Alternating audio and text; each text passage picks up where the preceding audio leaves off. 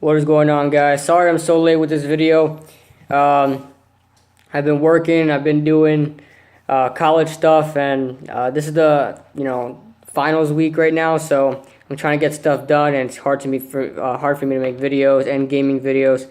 By the way, if you guys like gaming, I do some gaming stuff now on the same channel, so go ahead and check that out if you're interested. But so yeah, last week in week 12, I went 12-4, my best record so far this season, and that brings me to a 114-61-2 record. That gives me a 64% accuracy, so I'm getting better. Let's try to hit 65 or 66. Let's stay in that area so when we end the year. So by the end of the year, I want to be at least at 65 or 66. I just hope I don't choke now. So against the spread, I went 9-7. That brings me to a 89-84-4, so I'm above 500. That's great, and yeah, hopefully that keeps up. So to start off, Thursday night football, Cowboys at the Vikings tonight. I can understand why Dallas is only favored by 3. That's because of the Vikings defense, but I really don't think the Vikings offense is really going to keep up with the Cowboys offense.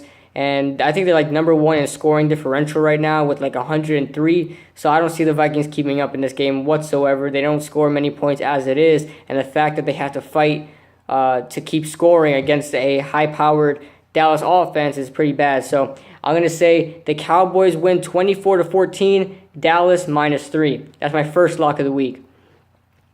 Giants at the Steelers. I'm sorry, Giants fans.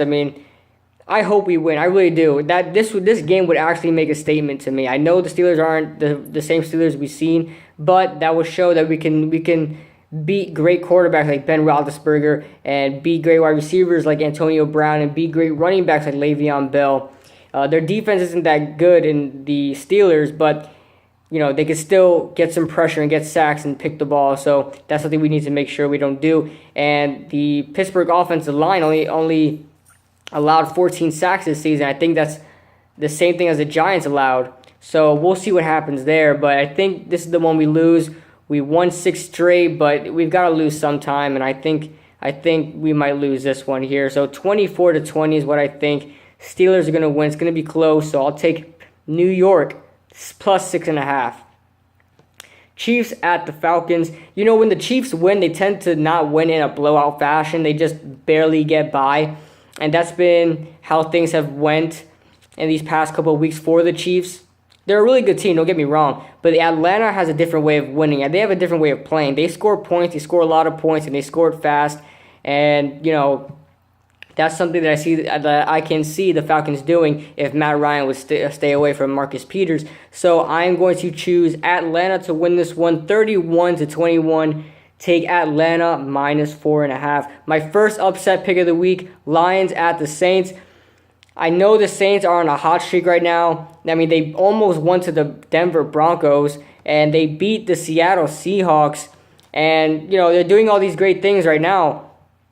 But I just, I see the Lions coming in and winning this game. I don't think it's, the Lions, I don't know. It's just something about the Lions. Matt Stafford right now, he has to be on the list. He might not win it, but he needs to be a candidate for MVP. You guys saw my first take, your take challenge that I made. And unfortunately, I guess I didn't win because we're already in December and it ended by now. But whatever, it doesn't matter. At least I got my opinion out there that I thought Matthew Stafford, he could be the MVP this year if, great players weren't playing right now like Ezekiel Elliott and who could be like a rookie to win the MVP. Ezekiel Elliott, Tom Brady, stuff like that. Matt Stafford is on a roll right now, especially without Calvin Johnson. This guy he's balling out right now. So I'm going to take the Lions I believe they're on a winning streak right now. I'm going to take the Lions to win 26-21 in my upset pick of the week. Take Detroit +6. My second lock of the week, Rams at the Patriots. They're favored by 13, but you know what? I can't take it. I can't take these huge spreads anymore. I really can't. I've been proved wrong this whole time. Like just like against San Francisco. Say what you want about the score. It was 30-17. It's a pretty big score. It's 13 points, and that's how much New England was favored.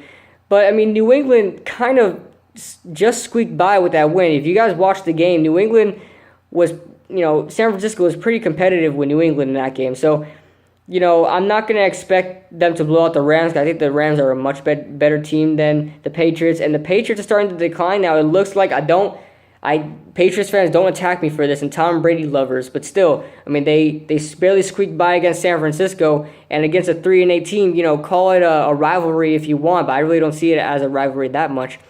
But, they barely squeaked by against the Jets. When is it when they, don't score enough points and they start losing? But don't get me wrong, Patriots are going to win this game 28-17, take Los Angeles plus 13. That's what I'm going to do.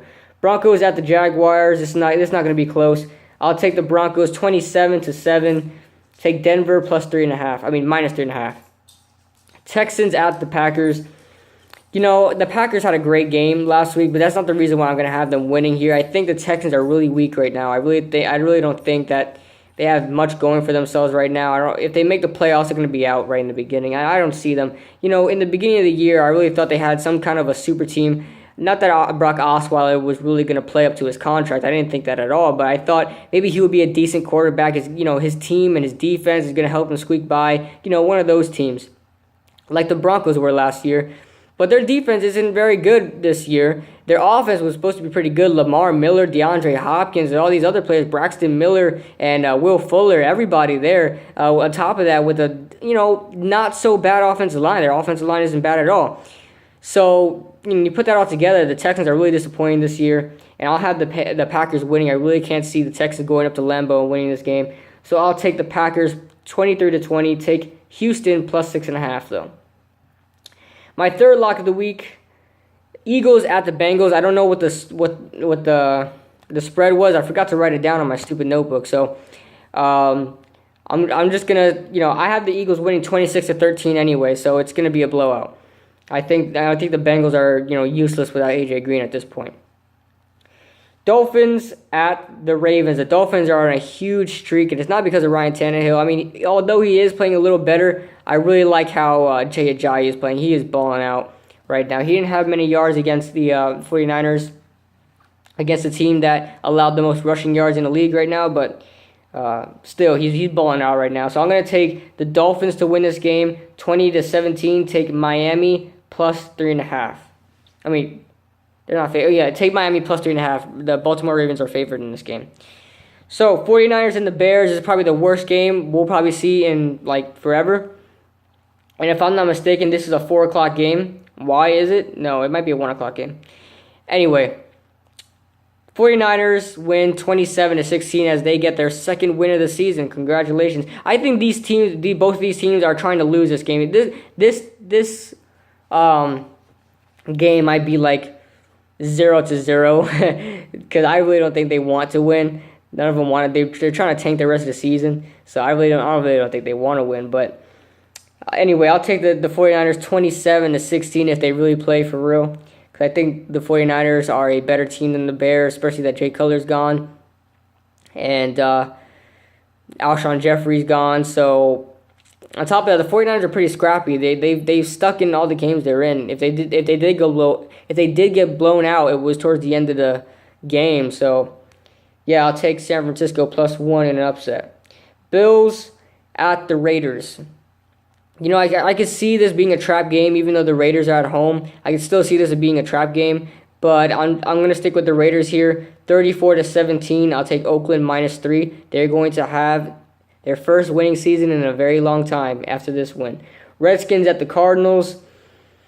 I don't know why the Cardinals are favored. They're really not doing anything much in this, besides the fact that they're home and they're on the west side as opposed to the east side, where the Washington Redskins are coming from. But who cares, honestly? The Redskins are going to win this game, and I don't think anybody's really giving respect to the Redskins.